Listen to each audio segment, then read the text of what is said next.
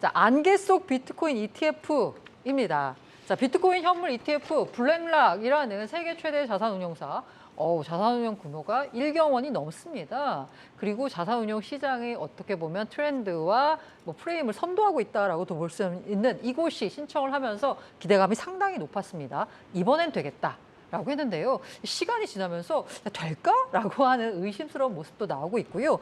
이 최근에는 JP 모건이 좀 흥미로운 분석을 내놨습니다. 우리가 사실 비트코인 ETF 승인을 기대하고 있는 건 승인이 되면 기관 자금을 중심으로 시장에 자금이 들어오고 자금이 들어오면 당연히 비트코인에는 그야말로 엄청난 호재가 될 것이고 가격이 그 어느 때보다 오를 수 있다라고 하기 때문에 투자자들 모두가 기대하는 소식이잖아요. 그런데 JP모건은 비트코인 현물 ETF 신청이 받아들여지더라도 시장에 미친 영향은 미미할 거다라고 했습니다. 이 분석 조금 이따 자세히 들어보도록 하고요. 일단 이 사실관계부터 짚어보도록 하겠습니다. 이 블랙락의 신청서 SEC로부터 반려가 됐습니다. 박상혁 기자. 이거 뭐예요? 이제 뭐 물 건너 갔다라고 봐야 되는 건가요?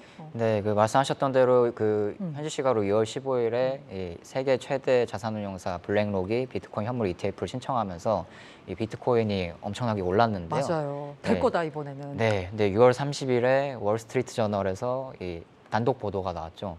SEC가 이 블랙록을 비롯한 미국 자산운용사들의 비트코인 현물 ETF 신청서를 반려했다라는 보도가 나오면서 그게 급락했습니다. 네, 정확히 그게 한국 시간으로 오후 10시에 6월 30일 오후 10시에 나왔는데 그 뉴스가 정확히 나오고 15분 만에 비트코인이 2만 1,000달러에서 19,500달러 정도까지 떨어지면서 그러니까 3만 1,000달러에서 29,500까지. 네, 3만 1,000달러에서 29,500달러 맞아요. 떨어지면서 한 5% 정도 급락을 했었거든요. 다들 놀랐습니다. 왜 떨어지는 거야 이러고. 네. 그래서 이제 반려를 했기 때문인데 이 반려 내용이 뭐냐라고 봤더니 이 감시 공유 계약이라는 게 있는데 이게 어떤 식별 정보라든가 고객의 식별 정보라든가 거래 기록이라든지 청산 활동에 대한 내역을 이 파트너십을 맺은 이 공유 기관하고 공유를 하는 그런 내용이 이제 감시 공유 계약인데요. 그러니까 이게 감시 공유 계약을 통해서 가격 조작 위험을 막겠다라는 거죠.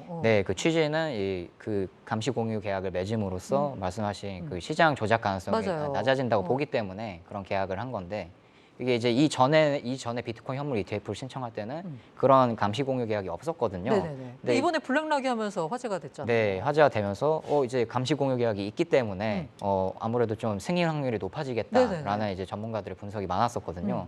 근데 그랬는데도 반려가 됐다. 그게 뭐가 문제였던 거예요? 네, 이제 감시 공유 세부 사항이 문제다라고 했는데 그 세부 사항은 이 감시 공유 계약 파트너사가 누구냐 그거부터 일단 먼저 기입을 해라라고 해서 지금 블랙록을 비롯한 8개의 지금 미국 자산운용사들이 이 파트너사를 감시 공유 계약 파트너사를 코인베이스로 해놓고 다시 재신청을 한 상태고요. 맞습니다. 그래서 아마 미국 증시 보시는 분들은 아실 텐데 코인베이스 주가가 갑자기 그날 급등을 했어요. 장 열리자마자 급등하는 모습을 연출했는데 아마 감시 공유 계약의 파트너 거래소로 코인베이스를 모두 다 지목했기 때문이 아닐까 하는데 그러면 이 얘기는 우리가 안 해주겠다가 아니라 SEC의 의도는 요거 고쳐오면 해주겠다라고 해석해도 될까요?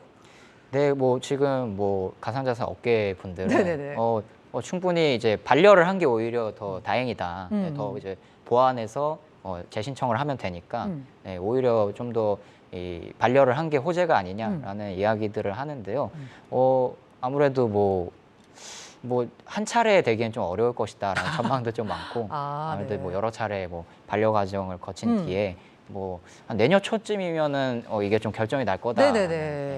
네, 반응들이 좀 많은 것 같습니다, 지금. 이게 아마 45일 안에 뭔가 결정을 내야 되는 건 아니고 우리가 조금 더 검토해 볼게 라면서 재차 연기를 해가지고 최장 한 240일까지 검토할 수 있는 기간이 확보된 것으로 알고 있습니다. 그래서 아마 내년에 초에는 아마 승인될 것이다라고 예상하는 분들은 이 검토 기간을 충분히 최대한 확보한 다음에야 승인이 이루어질 것이다라고 보시는 분들 많은데요. 그런데 이렇게 승인 가능성이 어느 때보다 높아진 것과는 별개로 JP모건 보고서가 흥미롭습니다. 이거 돼도 별거 없다라는 거거든요. 김동완 대표님도 그렇게 보세요? 이 재밌는 지점인데요. 네네. 사실 블랙록도 월가에서 되게 알아주는 기업이고 JP모건 뭐 말할 필요도 네네. 없는 것이죠. 근데 블랙록이 현물 ETF를 해서 이제 어떤 크립토 시장 그 지금 폭스뉴스랑 인터뷰한 내용을 보면요. 크립토 시장 자체를 민주화시키겠다라는 얘기를 했거든요. 네네. 그러니까 이제 포부가 큰 거예요, 블랙록은. 근데 JP 모건 입장에서는 크립토 시장 꽤 큰데 니네가 혼자 먹으려고? 약간 이런 신경전이 아닌가 저는 싶어요. 그래서 JP 모건이 뭐라고 했냐면 야, 그거 처음 나오는 게 아니라 캐나다랑 유럽에서 이미 비슷한 상품이 네, 나왔는데 맞습니다. 그건 맞아요. 잘 안 팔렸어. 내가 보기에 통과되는 건 뭐 그럴 수 있다 치는데 잘 될지는 지켜봐야 된다. 이렇게 약간의 뭐 아주 찬물은 아니지만 물 한 컵 정도 이게 끼얹는 이런 효과가 있었거든요. 그래서 확실히 이 둘의 이런 아웅다웅을 보면서 크립토는 돈이 된다라는 걸 원가 기업들이 이해하고 있다. 아니 그것과는 별개로 김동완 대표님은 그래서 실제로 비트코인 가격에 미친 영향은 미미할 것으로 보시나요? 아니면 상당한 호재가 될 것으로 왜냐하면 보시나요? JP 모건도 ETF를 하거든요. 아, 네네네. 예, ETF를 하는데 블랙락이나 JP 모건급의 기업이 나와서 ETF를 제대로 밀기 시작하면 가격에 당연히 영향을 주죠. 그 자체 네네네. 본인들이. 그러니까 가격에 영향이 없을 거라고 하는 말은 그 좀 사리에 맞지 않는 말이죠. 그러니까 JP 모건이 만약에 해서 뭐 가격을 올려야겠다. 그럼 막 사지 않겠습니까? 네, 그렇죠. 예, 그럼 가격이 올라가거든요. 예. 그러니까 제가 보기에는 약간의 신경전 정도로 해석할 수 있을 것 같다. 그런 발언하면서 JP모건은 뭐 이쪽에 전통 금융시장 업계로서의 견제일 수도 있지만 크립토 업계에서도 이 블랙락 그리고 레리 핑크 회장에 대한 견제 움직임이 있습니다. 이 레리 핑크 회장이 일종의 이 크립토 시장을 망칠 거다, 비트코인을 망칠 거다라는 얘기도 나오고 있는데요.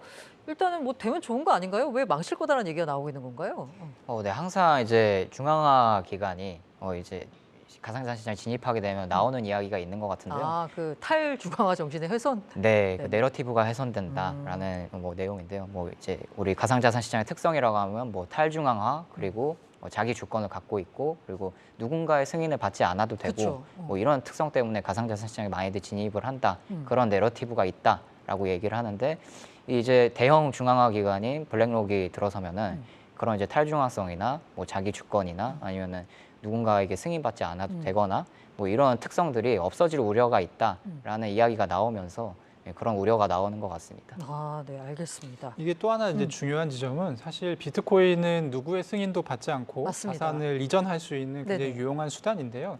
ETF를 하게 되면 사실 이게 이제 법정 통화 체계로 완전히 산입되는 것이기 그렇죠. 때문에 네. 사실 감옥에 갇히는 거나 다름없죠. 그러니까 비트코인 입장에서는. 네네. 네, 그래서 비트코인 근본주의자 성향을 가지신 분들이 아마 점점 더 반감이 심해지지 않을까 생각합니다. 하지만 투자 시장 저변의 확대라는 측면에서는 분명히 긍정적인 면이 없잖아 있을 그렇죠. 것 이제 같은데. 완전 그냥 자산 중에 맞아요. 하나로 자리매김하게 되는 것이죠. 네, 그러면 역시 두 분의 생각을 여쭤보겠습니다. 이 한쪽에는 야 비트코인 ETF 그거 별거 없다. 운용사들 배를 불려주는 도구에 불과하게 될 것이다. 와 이제 드디어 비트코인이 확실한 디지털 골드로 자리매김하게 될 것이다. 두 가지 의견을 놓고 봤을 때 두 분은 어느 쪽 의견이신가요? 먼저 네. 저는 이제 디지털 골드? 네, 골드에 좀 더 가까워질 것 같다고 보는 게 물론 이제 뭐 장기적으로 뭐 중앙기관의 이런 저변이 확대가 되면은 이제 김동완 대표님 말씀하신 것처럼 비트코인이 완전히 제도권 자산으로 편입이 되는 뭐 그런 일도 이제 일어날 수 있겠으나 아직은 저는 시기상조로 이제 막 진입한 단계라고 보고요. 그리고 이제 비트코인 ETF, 현물 ETF가 승인이 되더라도 수요가 받치지 않으면은 여전히 또 거기서 오는 문제들이 많을 거기 때문에 네. 저는 이제 디지털 금이 될 확률이 높다고 생각합니다. 디지털 금이 될 것 같다. 김동완 대표도 디지털 금으로 보시나요? 네. 네.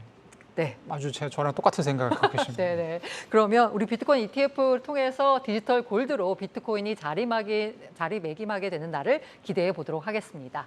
자, 오늘도 가상자산 업계의 주요 소식 전해드렸습니다. 시시각각 변하는 크립토 시장에서 알기 쉬운 투자 정보, 시장 분석을 원하신다면 앞으로도 버추얼 토크 가상자산 시즌2 꾸준히 많은 관심과 성원 부탁드리겠습니다.